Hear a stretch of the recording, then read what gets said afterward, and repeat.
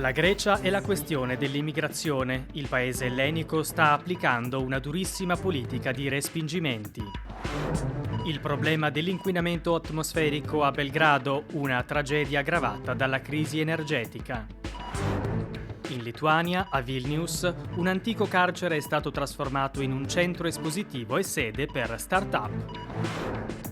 A Trento è stata inaugurata una mostra dedicata a Maria Primanchenko, icona della cultura nazionale ucraina.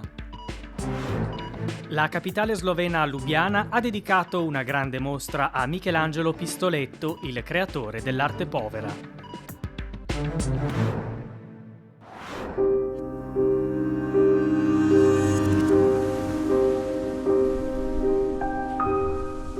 Il mare che fagocita lo strazio. La speranza che si infrange in tragedia a poche centinaia di metri dalla terraferma. La Calabria come Lampedusa, la Grecia come la Libia, la Tunisia come la Turchia. Nessuno è un'isola. Il Mediterraneo non più culla ma fossa comune di Oriente e Occidente. Al margine orientale dell'Europa del Mare Nostrum ci sono Grecia e Turchia, di rimpettaie che si guardano in cagnesco. Αναφερόμαστε πάντα στον παράγοντα Τουρκία γιατί είναι σαφές για μας. In Turchia ci sono circoli politici e sociali che con la loro pressione possono complicare le cose perché influenzano negativamente la politica migratoria. Questa è una situazione che non riguarda solo la Grecia, ma tutto il Mediterraneo. Abbiamo bisogno del supporto dell'intera Europa per far sì che la Turchia rispetti ciò che ha firmato nel 2016, controllare le frontiere e fermare l'immigrazione illegale nel nostro paese. Είναι δύσκολο να πει κανείς ότι μπορεί να γίνει. A presidio del confine il governo di Atene respinge in mare chi vuole entrare nel paese ed erige muri. I 35 km di barriera alta 5 metri potrebbero diventare oltre 70 entro l'anno, ma chiudere occhi e braccia non aiuta a evitare le tragedie che si ripetono insieme alle vittime innocenti, 26.000 negli ultimi 10 anni, un ininterrotto flusso di vite e sogni infranti. Η τελευταία μεγάλη άφιξη ήταν το 2019 που η Ελλάδα... L'anno più difficile è stato il 2019, quando abbiamo registrato 75.000 ingressi nel paese. Durante la pandemia i flussi erano calati a 10.000 all'anno. L'anno scorso ne sono entrati 20.000, una cifra che possiamo sostenere. Lavoriamo per accoglierne di più, ma quello è un livello gestibile. Το οποίο είναι ένα νούμερο περίπου... I dati Frontex parlano di 29.000 migranti che hanno attraversato l'Egeo nell'anno appena trascorso, 18.000 sono sbarcati in Italia, solo 1 su 3 ha tentato la via greca verso i Balcani e poi il nord Europa. La rotta turca è diventata la più utilizzata, ancorché più cara e pericolosa, ma anche la più difficile da fermare, rimpiazzando quella nordafricana, con le organizzazioni criminali che, come confermato dall'intelligence italiana, offrono i viaggi della speranza su web e social network, moltiplicando gli affari, un incremento superiore al 100%. Άλλοτε άλλα νούμερα. I numeri cambiano purtroppo perché se avessimo certezza sulla loro provenienza potremmo agire preventivamente sui paesi d'origine, ma anche qui nella loro accoglienza a seconda della nazionalità. Prima venivano prevalentemente da Siria, Afghanistan e Iran, ora soprattutto da Somalia e territori palestinesi e poi bengalesi e pakistani. Non abbiamo modo di controllare i flussi e soprattutto il sistema dei trafficanti. È un mercato spietato. Της Ασίας προκειμένου να έρθουν προς την Ευρώπη. Ora è dietro a una scrivania, ma fino a pochi mesi fa Manos Logothetis era uno dei medici che accoglievano e curavano chi arrivava sulle rive di Samos, a un colpo d'occhio dalla costa turca, lì dove a dividere non c'è solo un braccio di mare, ma un solco profondissimo, un'emergenza senza fondo. Με το φαινόμενο της μετανάστευσης δεν μπορεί ποτέ κανείς... Sul tema delle migrazioni non si può essere mai sicuri di non dover affrontare periodi di crisi. Dopo il Covid la situazione è peggiorata drasticamente. Adesso la stiamo gestendo pur tra le difficoltà, ma sappiamo che con la Turchia le cose possono peggiorare da un momento all'altro. Τα πράγματα να είναι πολύ χειρότερα. Una minaccia che come un vento spira dal Mediterraneo orientale fino al cuore dell'Europa.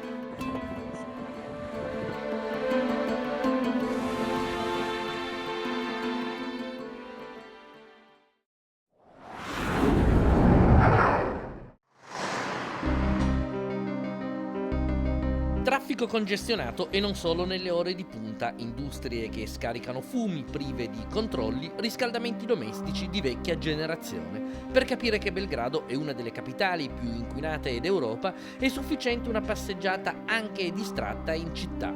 ma a confermarlo sono anche i dati delle centraline di rilevamento dell'atmosfera e i dati epidemiologici disponibili. Elisabeth Paunovic, dottoressa, ha collaborato al rapporto redatto dal Health Effects Institute di Boston sullo stato dell'aria in Serbia e i numeri che snocciola sono significativi. Pripisano je za Republiku Srbiju. Ogni anno nel nostro paese possiamo contare circa 12.700 morti correlate all'inquinamento atmosferico. In realtà si tratta di un problema che riguarda tutta l'Europa sud-orientale, dove il 95% delle persone vive in ambienti nei quali le concentrazioni di polveri sottili superano i livelli raccomandati dall'OMS. Izloženosti zagađenom vazduhu.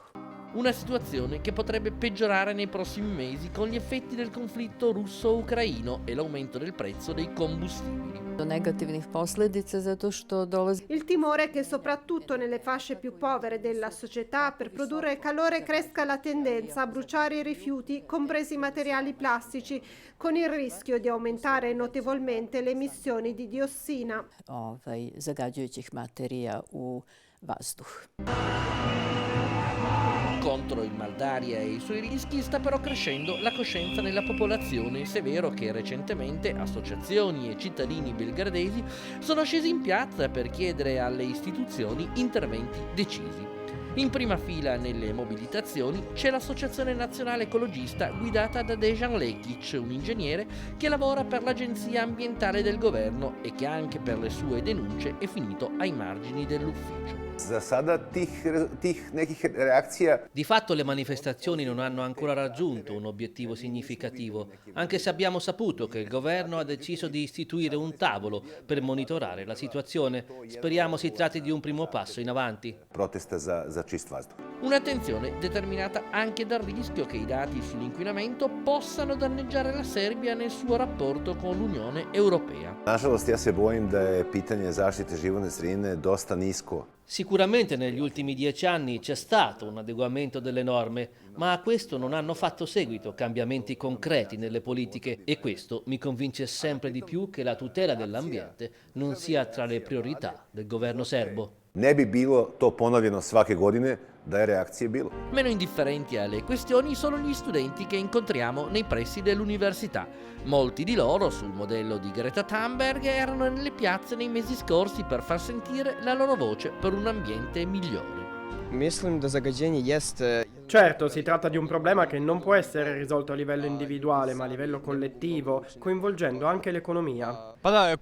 Si fa troppo poco per affrontare la situazione. Non c'è solo il traffico a inquinare, ma anche le fabbriche. Si potrebbe agire aumentando almeno la potenza dei filtri. Cambiare la situazione è però possibile anche in un contesto difficile come quello di Belgrado, città che negli ultimi anni ha conosciuto uno sviluppo disordinato che mette ora a repentaglio la salute dei suoi cittadini. 9% I dati che abbiamo raccolto sono impressionanti. All'inquinamento si deve anche il 9% delle morti in culla, ma dobbiamo sapere che tutto questo è evitabile semplicemente riducendo le fonti di emissione. I zato je bitno da svi zajedno na tome radimo.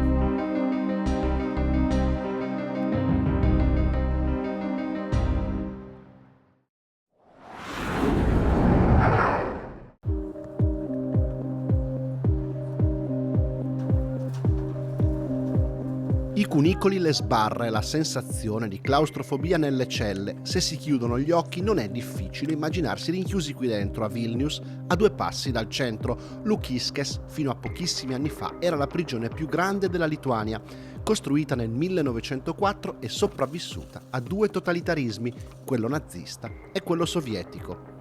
Negli anni della Seconda Guerra Mondiale era il carcere per i prigionieri politici, in larga parte ebrei, della vicina Kaunas, all'epoca uno dei centri culturali ebraici più famosi d'Europa. Menachem Begin, in seguito primo ministro israeliano, ci passò 6 mesi. Tra i detenuti celebri, molto più di recente, il cantante francese dei Noir Désir Bertrand Cantat, che proprio qui a Vilnius uccise la fidanzata.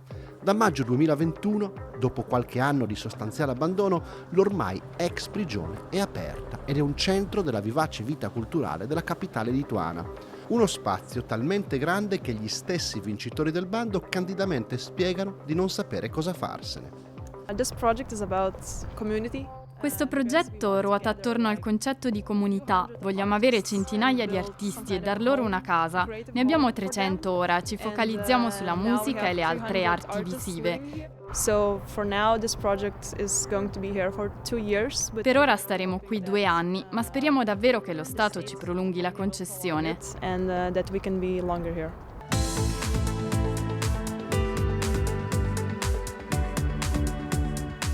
Così, a Lukiškės il business ruota attorno a 3 filoni. Il primo, l'arte. Gli spazi degli uffici del carcere e alcune celle sono diventati laboratori artistici e studi musicali. Il contrasto tra un passato fatto di recinti, filo spinato e sbarre e la libertà delle installazioni più moderne e colorate è solo apparente. Penso sia il miglior posto per creare arte, perché per me qualche restrizione aiuta l'arte. L'arte non è libertà, ma è rompere le regole, destrutturare la realtà. Senza contare le contaminazioni tra le diverse forme d'arte inevitabili in un luogo dove centinaia di musicisti, pittori e scultori e performer lavorano gomito a gomito. Altro filone è il cinema. La location è stata teatro dell'ultima stagione della popolarissima serie TV Stranger Things, nonché di altre produzioni internazionali di successo, video musicali compresi. Infine, il turismo locale ed estero in una città sempre più nelle rotte internazionali. Per tanto tempo la gente camminava a distanza da questi muri, vedeva il filo spinato e si chiedeva cosa ci fosse dietro. Vedeva dai giornali e dalle TV che i criminali entravano e uscivano, ma non avevano idea di come fosse. L'ex prigione ospita 2 caffetterie alla moda che rimangono aperte fino a tarda notte, diventando discoteca nel weekend. Nei cortili all'aperto d'inverno trovano spazio i mercatini natalizi, mentre l'estate ci sono festival musicali che possono accogliere fino a 2500 persone. Tra qualche mese, se la concessione per la gestione in scadenza a giugno sarà prorogata, partiranno i lavori per la realizzazione di 25 camere di un ostello. I letti, giurano i gestori, saranno più comodi delle brande che accoglievano i detenuti.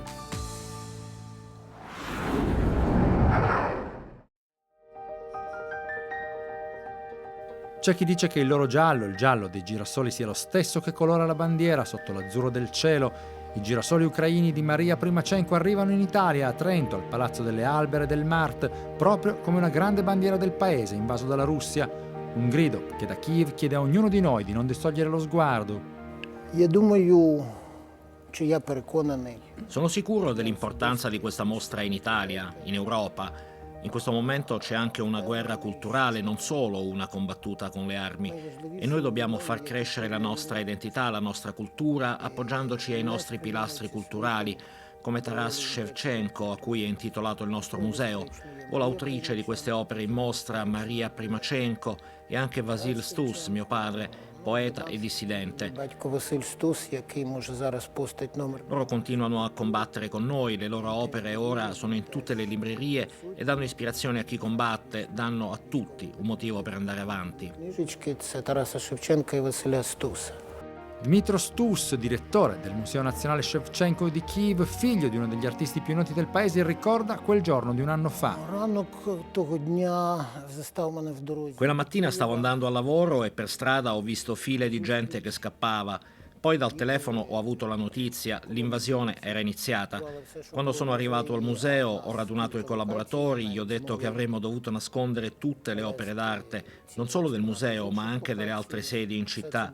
Abbiamo lavorato in fretta, abbiamo finito alle 8 di sera.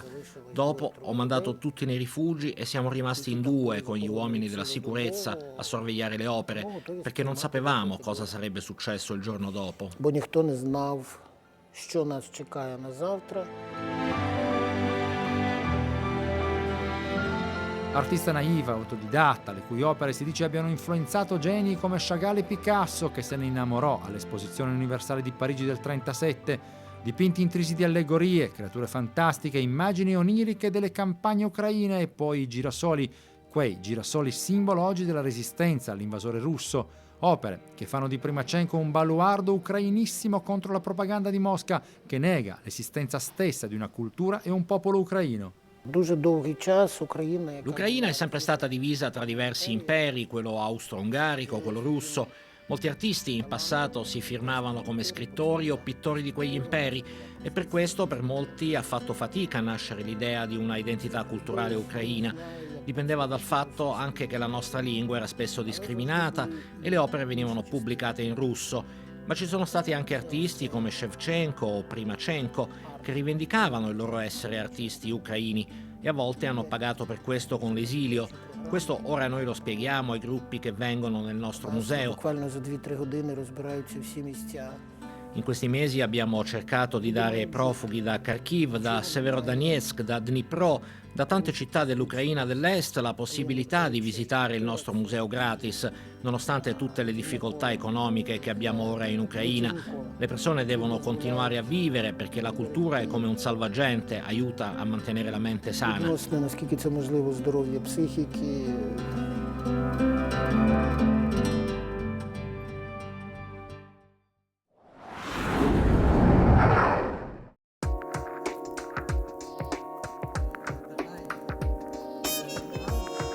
L'arte povera lubiana, quarta generazione, è il titolo della grande mostra che la capitale slovena nello spazio espositivo Cukrarna ha dedicato a Michelangelo Pistoletto. Una mostra di fatto antologica, dai quadri specchianti degli inizi fino ai giorni nostri, con una particolare attenzione al periodo scuro del maestro di Biella, classe 1933. Una quarta generazione perché io ho pensato a me stesso come padre e figlio di me stesso per tante generazioni.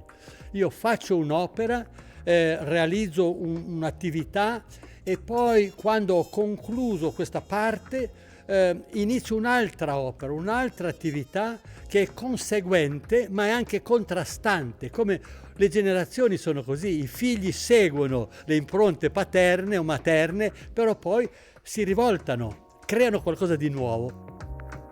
Prima il bianco, poi le tonalità scure, disegni e dipinti e un grande muro di 74 metri per 4 metri e mezzo d'altezza, dipinto da 3 allievi dell'Accademia di Belle Arti slovena, guidati da remoto da Pistoletto. All'inizio, appena entrata in questo spazio, mi sono spaventata, in 3 soli a dipingere questo muro. Poi Pistoletto ci ha guidato per 9 giorni. Non posso credere che in 9 giorni abbiamo creato quest'opera. Per noi è stata una grande occasione per imparare. All'Accademia studiamo Pistoletto. Questo però è stata un'occasione, una vetrina prestigiosa, anche per mostrare al mondo il nostro lavoro. Quarta generazione a Lubiana è stata vista soprattutto dai giovani. I giovani qui trovano momenti molto diversi, a cominciare dai quadri specchianti, dove nei miei lavori si possono specchiare, entrano direttamente nella mia opera, perché si vedono dentro, negli specchi dei lavori miei, ma non solo poi entrano visivamente, ma anche attivamente, come per esempio questo grande muro che loro hanno disegnato seguendo continuamente le mie indicazioni. Io ero a Biella, loro erano qui che disegnavano, mi mandavano le fotografie di quello che stavano facendo, io stampavo le fotografie, intervenivo con le mie mani sul loro lavoro e spedivo via internet chiaramente quello che stavo facendo, loro continuavano, mi rimandavano quello che stavano facendo, io ridisegnavo, rimandavo, ridisegnavo, quindi ho fatto un lavoro con loro a distanza, usando anche la tecnologia. È soddisfatto di questa collaborazione con questi giovani allievi dell'Accademia d'Arte di Lubiana? Non sono soddisfatto, sono direi quasi felice di aver avuto questa esperienza con loro, perché sono stati molto attivi, poi interessati, molto interessati, e quindi spero che per loro possa essere anche un'esperienza generazionale come è stata per me verso me stesso. Pistoletto è l'arte povera. L'arte povera non vuole dire privazione, vuole dire essenza, essenzialità. E quindi il mio lavoro vuole essere essenziale, lo direi anche radicale. Radicale cosa vuol dire? Vuol dire che c'è la terra e poi c'è il seme, metti il seme nella terra e il seme fiorisce, nasce un nuovo albero. Noi viviamo in un mondo artificiale, c'è bisogno però di ritrovare il rapporto con la natura. Quindi in questo simbolo, come una nuova forma di segno di infinito, nei 3 cerchi abbiamo tutti gli elementi contrastanti nei 2 cerchi, ma nel cerchio centrale dobbiamo trovare, l'equilibrio e l'armonia. Il muro nero di Pistoletto sarà conservato ed esposto nella Galleria Cukrarna di Lubiana.